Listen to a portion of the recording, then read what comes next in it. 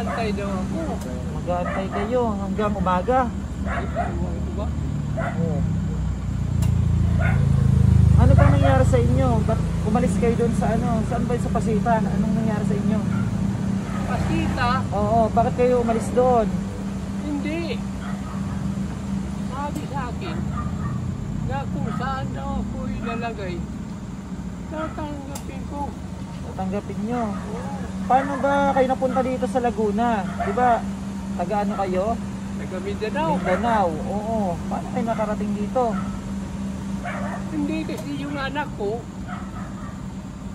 nagsabi sa akin na balik gano'n siya. Babalikan Wala daw na. kayo. Ah, hindi kayo binalikan ng anak nyo.